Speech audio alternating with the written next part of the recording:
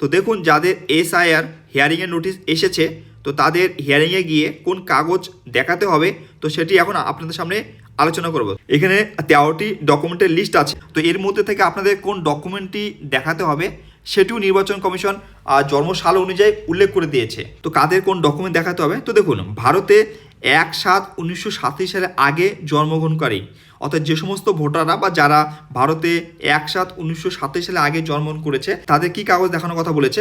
তো দেখুন বলেছে জন্ম তারিখ এবং অথবা জন্মস্থানের প্রমাণস্বরূপ নিম্নোক্ত তালিকা থেকে নিজের জন্য যে কোনো একটি নথি জমা দিন। অর্থাৎ 13টি যে লিস্ট ডকুমেন্ট দেওয়া আছে ওর মধ্যে থেকে একটি ডকুমেন্ট দেখাতে হবে আর যেটি আপনার প্রমাণ করবে জন্মস্থান অথবা জন্ম তারিখ। 2 নম্বর যে গ্রুপটি আছে ভারতে 1/7/1987 এবং 2/12/2004 মধ্যে জন্মগ্রহণকারী যে সমস্ত ভোটাররা রয়েছে তারা কি দিবে, তারা দিবে জন্ম তারিখ এবং অথবা জন্মস্থানের প্রমাণস্বরূপ নিম্নোক্ত তালিকা থেকে নিজের জন্য যে কোনো একটি নথি জমা দিন। তো আপনাদের নিজের জন্য একটি ডকুমেন্ট জমা দিতে হবে যেটি প্রমাণ করবে আপনার জন্মস্থান অথবা জন্ম তারিখ, একটি ডকুমেন্ট প্রথমে। 2 নম্বর কি বলেছে, জন্ম তারিখ এবং অথবা জন্মস্থানের প্রমাণস্বরূপ নিম্নোক্ত তালিকা থেকে পিতা বা মাতার জন্য যে কোনো একটি নথি জমা দিন। তো দেখলেন, তো এক্ষেত্রে আপনাদের 2টি ডকুমেন্ট দেওয়ার কথা বলেছে, একটি নিজের যেটি প্রমাণ করবে আপনার জন্মস্থান এবং জন্ম তারিখ, আরেকটি ডকুমেন্ট দেওয়ার কথা বলেছে সেটি পিতার মানে বাবারও দিতে পারে অথবা মার, দুইজনের মধ্যে যে কোনো একজনের যেটি প্রমাণ করবে জন্মস্থান, ওনার জন্মস্থান এবং ওনার জন্ম তারিখ। এরপর দেখুন ভারতে 2/12/2004 পর জন্মগ্রহণকারী অর্থাৎ যে সমস্ত ভোটাররা 2/12/2004 পরে জন্মগ্রহণ করেছে তাদের কি ডকুমেন্ট দেওয়ার কথা বলেছে, তাদের বলেছে জন্ম তারিখ এবং অথবা জন্মস্থানের প্রমাণস্বরূপ নিম্নোক্ত তালিকা থেকে নিজের জন্য যে কোনো একটি নথি জমা দিন। প্রথম হচ্ছে আপনার একটি ডকুমেন্ট জমা দিতে হবে যেটি প্রমাণ করবে আপনার জন্ম তারিখ অথবা জন্মস্থান, 1 নম্বর।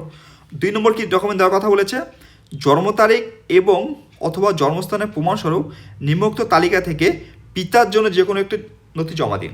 2 নম্বর ডকুমেন্টটি হলো আপনার বাবার অর্থাৎ বাবার ডকুমেন্ট জমা দিতে হবে যেটি বাবার প্রমাণ করবে জন্ম তারিখ অথবা জন্মস্থান। 3 নম্বর কি বলেছে, 3 নম্বর বলেছে জন্ম তারিখ এবং অথবা জন্মস্থানের প্রমাণস্বরূপ নিম্নোক্ত তালিকা থেকে মাতার জন্য যে কোনো একটি নথি জমা দিন। তো ভারতে 2/12/2004 পর জন্মগ্রহণকারী যারা ভোটার তাদের 3টি ডকুমেন্ট দিতে হবে। এরপর বলেছে একটি পয়েন্ট, পিতা বা মাতার মধ্যে যদি একজন ভারতীয় না হয়ে থাকে তা আপনার জন্মের সময় তার বৈধ পাসপোর্ট ও ভিসার একটি প্রতিলিপি জমা দিন। এখন আমি আপনাদের সামনে আলোচনা করব এই যে 13টি ডকুমেন্ট আছে তো সেটি কি কি, তো সেটি দেখে নিন। প্রথম নম্বরে আছে 1 নম্বরে দেখুন যে কোনো পরিচয়পত্র, পেনশন পেমেন্ট অর্ডার যেটি কেন্দ্রীয় সরকার অথবা রাজ্য সরকার অথবা রাষ্ট্রায়ত্ত সংস্থার যে কোনো নিয়মিত কর্মী পেনশন প্রাপককে দেওয়া হয়েছে।